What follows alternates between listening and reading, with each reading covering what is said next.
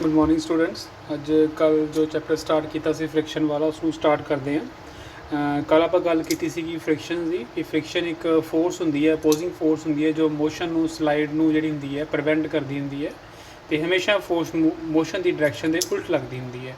आप types of friction की गल की सी, लिमिटिंग फ्रिक्शन की गल की सी, स्टैटिक फ्रिक्शन की गल की सी, डायनामिकल फ्रिक्शन की गल की सी।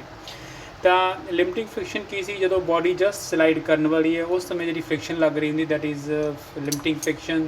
स्टैटिक फ्रिक्शन जी इस तो पहले लग रही हो मीनस बॉडी अजे मूव नहीं करनी हैगी पर फ्रिक्शन लग रही है पर मूव करेगी कुछ समय बाद, वो स्टैटिकल फ्रिक्शन होंगी है। जो बॉडी के मोशन के दौरान स्लाइड के दौरान जो फ्रिक्शन लग रही होंगी है वो डायनामिकल फ्रिक्शन होंगी है। तो आप ये भी गल की सी कि जी फ्रिक्शन होंगी है वो एक पैसिव फोर्स होंगी है, मीनस ये अपने आप को अपलाइड फोर्स के अकॉर्डिंग जी है एडजस्ट कर लेंदी हैगी है। अज एक दो आर्टिकल कल के आर्टिकल्स की कंटिन्यूटी के आप करने हैं। पहले आर्टिकल तो स्टार्ट करते हैं। Body is placed on a rough inclined plane with inclination to horizontal greater than the angle of friction is supported by force P making angle theta with the plane. Find the limit in which the force must lie, also find the least force required to support the body. तो इत्थे की है कि आपां एक inclined plane दे रखा है। ਹੁਣ इस इंक्लाइंड प्लेन की जी इनकलीनेशन हैगी वो एंगल ऑफ फ्रिक्शन के नालों ज़्यादा हैगी है। मीन जी तो बॉडी पई होगी उन्हें थल्ले नूं स्लाइड करना ही करना है, चाहे वो मतलब करेगी ठीक है। जो एंगल ऑफ फ्रिक्शन के बराबर हो तो फिर वो बॉडी जी होंगी under effect of limiting friction होंगी है। जो एंगल ऑफ फ्रिक्शन तो घट हो एंगल ऑफ इनकलीनेशन फिर बॉडी नहीं नीचे स्लाइड करती होंगी, फिर स्टैटिक फ्रिक्शन होंगी है ना। पर इस केस की है जी इनकलीनेशन अल्फा जी हैगी है लैमड़ा नालों ज़्यादा है, ठीक है। मीन जो आ बॉडी हैगी है नीचे नूं स्लाइड करेगी, पर आपां की करना है इस बॉडी नूं नीचे स्लाइड होने तो बचाने लिए आपां इसनूं रोकना है, ठीक है। तो वो आप फोर्स लगावांगे P फोर्स जो कि एंगल थीटा बना रही होएगी विद द प्लेन, राइट। तो आप देखना कि इस फोर्स दियां लिमिट्स की होणगियां, दो लिमिट्स होणगियां वो आप देखना है। तो केस पहले केस आप देखते हैं कि when body is on the point of sliding down the plane. Mean पहला केस की है कि बॉडी थल्ले नूं स्लाइड करने वाली है तो P फोर्स ने इसनूं जस्ट प्रिवेंट किया होया थल्ले नूं जाण तो, ठीक है। उस केस की होएगा जी फ्रिक्शन होगी म्यू आर ये उपर नूं लग रही होगी क्योंकि बॉडी थल्ले नूं आने की कोशिश कर रही है, पर आ जी P फोर्स है इनू थल्ले आने तो रोक रही है। पहले केस है आप ही करना है फोर्सेस नूं जिन्नियां भी फोर्स नज़र आ रही हैगियां, मीनस वेट हो गया, रिएक्शन होगी, फोर्स P होगी तो म्यू आर रिएक्शन फ्रिक्शन होगी, इन्हों आप रिजोल्व करना है along the plane and perpendicular to the plane, ठीक है। तो आ जरा P cos थीटा ते म्यू आर की ने ये W sin थीटा कंपोनेंट नूं बैलेंस करनगे, ठीक है, जो आप रिजोल्व करांगे। इस तरह ही P sin theta plus R ए W cos थीटा नूं बैलेंस करनगे, ठीक है। तो ये दो क्वेश्चन आ जांदियां हैगियां अपनियां। जे इसनूं आपां म्यू आर दे नाल गुणा करिए है ना इस वाले नूं तो R आपां जिहड़ा हैगा सपोज इत्थे आपां म्यू नाल गुणा करता दोनों पासे इस जगह ते इनू म्यू के नाल गुणा कर दो तो आ चीज़ बन जाएगी, ठीक है। इसनों आप 2 नंबर कह देंगे तो इन्होंने दोनों को घटा देंगे आपस में तो म्यू और कट्टिया जाऊगा, ठीक है। इस तरह रिलेशन बन जाएगी। तो उत्थे भी जो म्यू है अपने टेंजेंट लैमड़ा के बराबर होंगे है तो टेंजेंट लैमड़ा पुट कर देंगे। टेंजेंट काहदे बराबर होंगे वो साइन लैमड़ा बटा कॉज लैमड़ा के बराबर हो जाएगा। तो इस तरह पुट करता साइन लैमड़ा बटा कॉज लैमड़ा, इधर भी म्यू की जगह पर टेंजेंट लैमड़ा भी sine lambda upon cos lambda put करता। तो जस्ट आप हम कुछ सॉल्व वगैरह ही करना है, टर्म्स में इधर उधर रीअरेंज करांगे तो जी अपनी P निकल आएगी, ठीक है। तो P इन्नी निकल आएगी, P आ जाएगी W sine alpha minus lambda angle of friction तो कॉज थीटा प्लस लैमड़ा। ये की है ये फोर्स की एक लिमिट है जो बॉडी नूं नीचे जाण तो रोकेगी, ठीक है। मेन जी बॉडी है और नीचे नूं आने की कोशिश कर रही है पर इस फोर्स ने रोक रखा है, ठीक है। ये पहली लिमिट आ गई अपनी फोर्स की।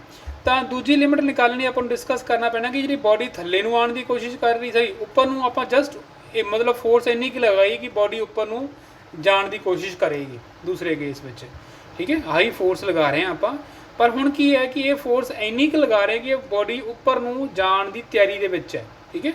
हुण की है कि एको चीज़ बदली है जो म्यू वाला है ये नीचे नूं लगन लग पो क्योंकि बॉडी जी उपर नूं जा रही है तो म्यू वाला जो है वो नीचे नूं होगा। तो फोर्सेस में पहले की तरह रिजोल्व कर दो इस तरह बन जाएगा। हूँ तो माइनस म्यू आ जाएगा, बाकी होर कोई फर्क नहीं है, ठीक है। तो इसनों म्यू के नाल गुणा कर दो आ चीज़ बन जाएगी। ਤੇ 1 ਤੋਂ 2 ਨੂੰ ਪਹਿਲਾਂ ਆਪਾਂ ਸਬਟਰੈਕਟ ਕੀਤਾ ਸੀ, ਹੁਣ ਇਹਨਾਂ ਨੂੰ ਐਡ ਕਰ ਦਿਓ ਤੇ ਆ ਮਿਊ ਆਰ ਤੇ ਮਿਊ ਆਰ ਕੱਟੇ ਜਾਣਗੇ, ਇਸ ਤਰ੍ਹਾਂ ਰਿਲੇਸ਼ਨ ਬਣ ਜਾਏਗੀ। ਫਿਰ ਉਹੀ ਇਸ ਮਿਊ ਦੀ ਜਗ੍ਹਾ ਤੇ ਟੈਂਜੈਂਟ ਲੈਂਬਡਾ ਦੀ ਵੈਲਿਊ ਪੁੱਟ ਕਰ ਦਿਓ, ਯਾਨੀ ਕਿ ਸੌਰੀ ਮਿਊ ਦੀ ਜਗ੍ਹਾ ਤੇ ਟੈਂਜੈਂਟ ਲੈਂਬਡਾ ਪੁੱਟ ਕਰ ਦਿਓ। ਟੈਂਜੈਂਟ ਲੈਂਬਡਾ ਨੂੰ ਸਾਈਨ ਲੈਂਬਡਾ ਬੜਾ ਕਾਜ਼ ਲੈਂਬਡਾ ਲਿਖ ਦਾਂਗੇ ਦੋਨੋਂ ਜਗ੍ਹਾ ਤੇ, ਠੀਕ ਹੈ। ਤੇ ਪੀ ਦੇ ਲਈ ਸੋਲਵ ਕਰ ਲਾਂਗੇ, ਅਲਟੀਮੇਟਲੀ ਜਿਹੜਾ ਪੀ ਹੈ ਇੰਨਾ ਆ ਜਾਊਗਾ। ਟ੍ਰਿਗੋਨੋਮੈਟ੍ਰਿਕ ਫਾਰਮੂਲੇ ਲਗਾ ਕੇ ਆਪਾਂ ਦੇਖ ਸਕਦੇ ਹਾਂ, ਕੋਈ ਜ਼ਿਆਦਾ ਮੁਸ਼ਕਲ ਕੰਮ ਨਹੀਂ ਹੈਗਾ। ਤਾਂ ਆਹ ਫੋਰਸ ਪੀ ਆ ਜਾਏਗੀ। ਇਹ ਫੋਰਸ ਆਪਾਂ ਨੂੰ ਕੀ ਦੇ ਰਹੀ ਹੈ, ਇਹ ਫੋਰਸ ਦੱਸ ਰਹੀ ਹੈ ਕਿ ਆਪਾਂ ਇੰਨੀ ਕੁ ਫੋਰਸ ਲੱਗੂਗੀ ਕਿ ਬੋਡੀ ਜਿਹੜੀ ਹੈ ਜਸਟ ਉੱਪਰ ਨੂੰ ਮੂਵ ਕਰਨਾ ਸ਼ੁਰੂ ਕਰ ਦੇਗੀ, ਠੀਕ ਹੈ। ਇਹ ਦੂਸਰੀ ਲਿਮਿਟ ਆ ਗਈ ਫੋਰਸ ਦੀ, ਰਾਈਟ। ਤੇ ਹੁਣ ਆਪਾਂ ਥੋੜੀ ਜਿਹੀ ਡਿਸਕਸ਼ਨ ਕਰ ਲੈਣੇ ਹੈਗੇ ਇਹਦੇ ਬਾਰੇ। ਜੇ ਜਿਹੜੀ ਆਪਣੀ ਪੀ ਜਿਹੜੀ ਇਸ ਨੂੰ ਘੱਟ ਹੋਏਗੀ ਨਾ, ਫਿਰ ਬੋਡੀ ਥੱਲੇ ਨੂੰ ਡਿੱਗਣ ਲੱਗ ਪਊਗੀ, ਕਿਉਂਕਿ ਇਹ ਵੱਧ ਤੋਂ ਵੱਧ ਫੋਰਸ ਹੈਗੀ ਹੈ, ਠੀਕ ਹੈ। ਜੇ ਇਸ ਤੋਂ ਘੱਟ ਜਾਏਗੀ ਨਾ ਪੀ, ਤਾਂ ਬੋਡੀ ਜਿਹੜੀ ਥੱਲੇ ਨੂੰ ਮੂਵ ਕਰਨ ਲੱਗ ਪਊਗੀ। ਪਰ ਜੇ ਪੀ ਹੈ ਇਸ ਵਾਲੇ ਨਾਲੋਂ ਦੂਜੀ ਲਿਮਿਟ ਨਾਲੋਂ ਜੇ ਵੱਧ ਜਾਏਗੀ ਤਾਂ ਬੋਡੀ ਉੱਪਰ ਨੂੰ ਤੁਰਨ ਲੱਗ ਪਏਗੀ, ਠੀਕ ਹੈ। ਆ ਦੋ ਲਿਮਿਟਾਂ ਸੀ ਨਾ, ਇੱਕ ਆਹ ਲਿਮਿਟ ਸੀਗੀ ਤੇ ਇੱਕ ਆਹ ਲਿਮਿਟ ਹੁਣੇ ਨਿਕਾਲੀਆਂ ਆਪਾਂ। ਮੀਨਸ ਜੇ ਪੀ ਇਸ ਤੋਂ ਘੱਟ ਜਾਏਗੀ ਤਾਂ ਬੋਡੀ ਥੱਲੇ ਨੂੰ ਡਿੱਗਣ ਲੱਗ ਪਏਗੀ, ਪਰ ਜੇ ਪੀ ਇਸ ਤੋਂ ਵੱਧ ਜਾਏਗੀ ਤਾਂ ਜਿਹੜੀ ਹੈਗੀ ਆ ਬੋਡੀ ਉਹ ਤਾਂ ਨੂੰ ਚੜ੍ਹਨ ਲੱਗ ਪਏਗੀ, ਠੀਕ ਹੈ, ਉੱਪਰ ਨੂੰ ਜਾਣ ਲੱਗ ਪਏਗੀ। ਕੁਝ ਹੋਰ ਗੱਲਾਂ ਵੀ ਹੈਗੀਆਂ, ਜੇ ਥੀਟਾ ਆਪਣਾ 0 ਦੇ ਬਰਾਬਰ ਹੋਵੇ, ਮੀਨ ਜਿਹੜੀ ਅਪਲਾਈਡ ਫੋਰਸ ਹੈ ਉਹ ਪਲੇਨ ਦੇ ਪੈਰਲਲ ਹੀ ਹੋਵੇ, ਇੰਕਲਾਈਨਡ ਪਲੇਨ ਦੇ, ਤੇ ਆਪਾਂ ਫਿਰ ਇੱਥੇ ਥੀਟਾ 0 ਲੈ ਸਕਦੇ ਹਾਂ, ਇੱਥੇ ਵੀ ਲੈ ਸਕਦੇ ਹਾਂ, ਇੱਥੇ ਵੀ ਲੈ ਸਕਦੇ ਹਾਂ, ਹੈ ਨਾ। ਤਾਂ ਪੀ ਇੰਨਾ ਆ ਗਿਆ ਤਾਂ ਕੀ ਹੋਏਗਾ, ਤਾਂ force required to prevent the body from sliding down ਇੰਨੀ ਬਣ ਜਾਏਗੀ, ਠੀਕ ਹੈ।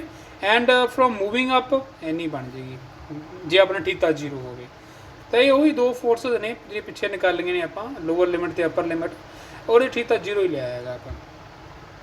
ਤਾਂ ਉਸ ਤੋਂ ਬਾਅਦ ਤਾਂ ਫੋਰਸ ਕੀ ਹੈ, ਸ਼ੈਲ ਵੀ ਲੀਸਟ ਜਦੋਂ ਕਾਸ ਥੀਟਾ ਮਾਈਨਸ ਲੈਂਬਡਾ ਜਿਹੜਾ ਹੈਗਾ ਉਹ ਵੱਧ ਤੋਂ ਵੱਧ ਹੋਵੇ, ਠੀਕ ਹੈ। ਤੇ ਉਹ ਕਦੋਂ ਵੱਧ ਤੋਂ ਵੱਧ ਹੁੰਦਾ, ਜਦੋਂ 1 ਦੇ ਬਰਾਬਰ ਹੋਵੇ। 1 ਕਦੋਂ ਬਣਦਾ ਹੁੰਦਾ, ਜਦੋਂ ਅੰਦਰਲਾ ਜਿਹੜਾ ਐਂਗਲ ਆ ਉਹ 0 ਦੇ ਬਰਾਬਰ ਹੋਵੇ, ਉਹ ਤੋਂ ਥੀਟਾ ਜਿਹੜਾ ਹੈਗਾ ਲੈਂਬਡਾ ਦੇ ਬਰਾਬਰ ਆ ਜਾਏਗਾ। ਯਾਨੀ ਕਿ least force required to move body upward, just to move upward, ਜਿਹੜੀ ਘੱਟ ਤੋਂ ਘੱਟ ਫੋਰਸ ਕਿੰਨੀ ਇੰਨੀ ਹੋਊਗੀ। ਮੀਨਸ ਕੋਈ ਵੀ ਫੋਰਸ ਕਿਸੇ ਵੀ ਐਂਗਲ 'ਤੇ ਲਗਾਓ ਉਸਨੂੰ, ਉਹਦੀ ਜਿਹੜੀ ਘੱਟ ਤੋਂ ਘੱਟ ਜਿਹੜੀ ਮਾਤਰਾ ਹੈਗੀ ਉਹ ਫੋਰਸ ਦੀ ਇੰਨੀ ਹੋਊਗੀ ਤਾਂ ਜਿਹੜੀ ਬੋਡੀ ਉੱਪਰ ਨੂੰ ਮੂਵ ਕਰਨਾ ਸ਼ੁਰੂ ਕਰੂਗੀ, ਠੀਕ ਹੈ। ਅੱਗੇ ਚੱਲਦੇ ਹਾਂ, ਕੁਐਸਚਨਸ ਨੇ ਆਪਣੇ ਐਕਸਰਸਾਈਜ਼ 9A ਦੇ। A body of weight 40 kg rests on a rough horizontal plane whose coefficient of friction is 0.25. Find least force which is acting horizontally would move the body. Find also least force which is acting at angle this which is with the horizontal would move the body. Also determine the direction and magnitude of the resultant of the reaction of the plane in each case, ठीक है। ਇੱਥੇ ਆਪਣਾ ਕੀ ਹੈਗਾ ਕਿ force ਆਪਣੀ p kilogram force ਜਿਹੜੀ ਪਹਿਲੇ case ਲਗਾ ਰਹੇ ਹੈਗੇ ਹੌਰੀਜ਼ੌਂਟਲ ਲਗਾ ਰਹੇ ਹੈਗੇ ਇੱਧਰਲੇ ਪਾਸੇ ਨੂੰ, ਠੀਕ ਹੈ।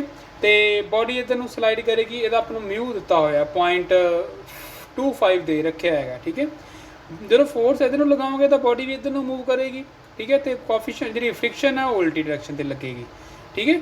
ਆਹ ਰਿਐਕਸ਼ਨ ਉੱਪਰ ਨੂੰ ਆ ਤੇ ਵੇਟ ਥੱਲੇ ਨੂੰ ਆ, ਤੇ ਫੋਰਸਸ ਹੌਰੀਜ਼ੌਂਟਲੀ ਤੇ ਵਰਟੀਕਲੀ ਰਿਜ਼ੋਲਵ ਕਰਨੀਆਂ ਨੇ, ਕੋਈ ਔਖਾ ਕੰਮ ਹੈ ਹੀ ਨਹੀਂਗਾ। ਆਹ ਦੋਨੋਂ ਆਪੋਜ਼ਿਟ ਨੇ ਤੇ ਬਰਾਬਰ ਹੋਣੀਆਂ ਚਾਹੀਦੀਆਂ, ਆਹ ਵੀ ਦੋਨੋਂ ਆਪੋਜ਼ਿਟ ਨੇ, ਵੀ ਦੋਨੋਂ ਬਰਾਬਰ ਹੋਣੀਆਂ ਚਾਹੀਦੀਆਂ। ਜਿਹੜਾ ਪਿਊ ਹੈਗਾ ਪੀ ਹੈਗਾ ਮਿਊ ਆਰ ਦੇ ਬਰਾਬਰ ਹੋ ਜਾਊਗਾ, ਤੇ ਆਰ ਜਿਹੜਾ ਹੈਗਾ ਉਹ 40 ਕਿਲੋਗ੍ਰਾਮ ਦੇ ਬਰਾਬਰ ਹੋ ਜਾਊਗਾ।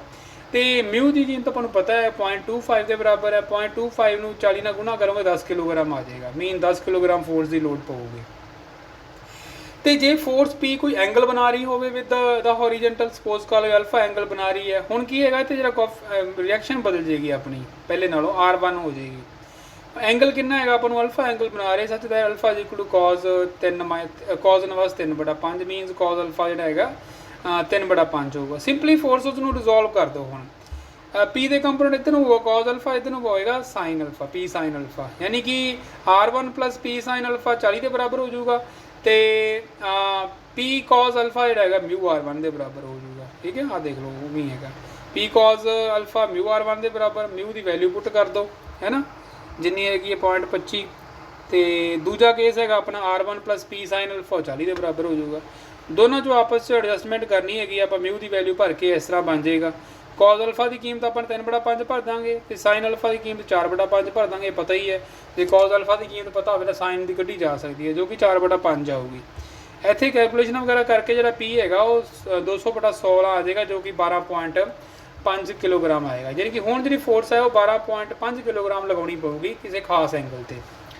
ਤੇ ਜਿਹੜਾ ਰਿਜ਼ਲਟੈਂਟ ਪ੍ਰੈਸ਼ਰ ਕਿੰਨਾ ਆਊਗਾ, ਜਿਹੜੇ ਫੋਰਸਸ ਨੂੰ ਜਿਹੜੀ ਇਹ ਫੋਰਸ ਤੇ ਜਿਹੜੀ ਆਪਣੀ ਹੈਗੀ ਆ ਵੇਟ ਨੂੰ ਆਪਸ ਵਿੱਚ ਲਗਾ ਦਿਓ, ਸਮ ਆਫ ਸਕੇਅਰ ਲੈ ਲਓ ਉਹਨਾਂ ਦਾ, ठीक है। और रिजल्टेंट प्रेशर निकल जाएगा। 40 अपना वेट है तो फोर्स इन्नी लग रही है तो सम ऑफ स्केयर लै लो 90 डिग्री लग रहे हैं ना, करके तो 10 स्केयर रूट 7 आ जाएगा, इन्ना प्रैशर लग रहा है उपर। एंगल कितना बन रहा होगा वही डिवाइड कर दो दोनों 40/10, ठीक है, तो अपना आ जाएगा 4 आ जाएगा, यानी कि जो एंगल होएगा प्रैशर का विद हॉरिजेंटल और टेंजेंट इनवर्स 4 के बराबर होगा। तो सैकेंड केस के भी आप सेम चीज़ रिपीट कर सकते। उस केस अपना जोड़ा है R1 जोड़ा सॉरी μ_R1 आप कढ़ सकते, इन्ना आ जाएगा। तो रिजल्टेंट प्रैशर जोड़ा है सॉरी तो R1 30 आ गया, तो उतों अपना μR जोड़ा है μR1 वो 15/2 आ जाएगा। इतों 15/2 स्केयर 17 आ जाएगा, ठीक है। इतों टेंजेंट थीटा निकल जाएगा, दोनों डिवाइड कर दो इन्हों, तो टेंजेंट थीटा इस केस भी उन्ना ही आऊगा, यानी कि टेंजेंट इनवर्स सॉरी थीटा भी पिछले वाले केस ना ही आऊगा, यानी कि टेंजेंट इनवर्स 4। उस तो बाद weight of 60 kg is on the point of moving down the rough inclined plane when supported by force of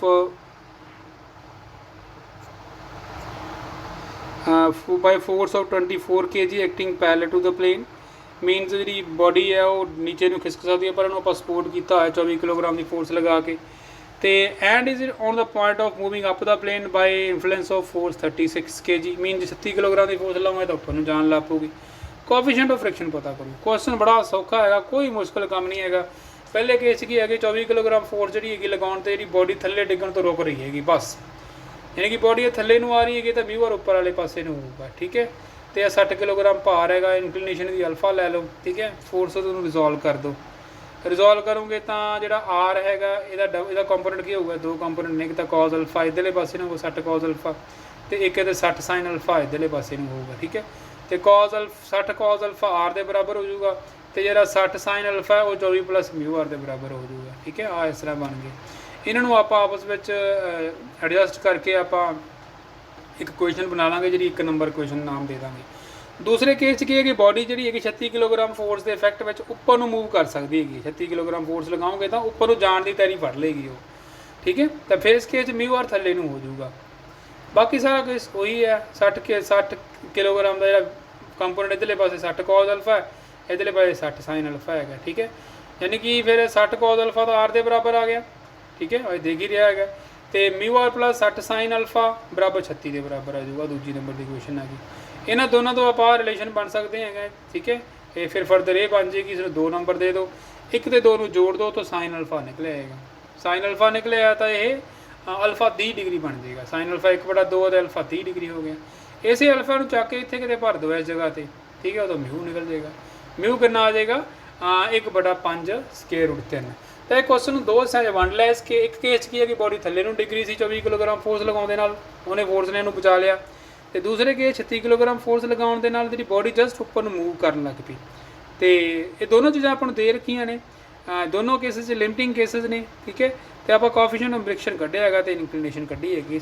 main part से की किया कि आप फोर्सेस को रिजोल्व किया, और इतने आप कुछ भी नहीं किया, सिंपल एक अलजबराई कैलकुलेशन ने जो कि आप ईजीली कर सकते हैं। ये मेजर कंपोनेंट जोड़ा है फोर्सेस को रिजोल्व करना है, और कुछ नहीं है।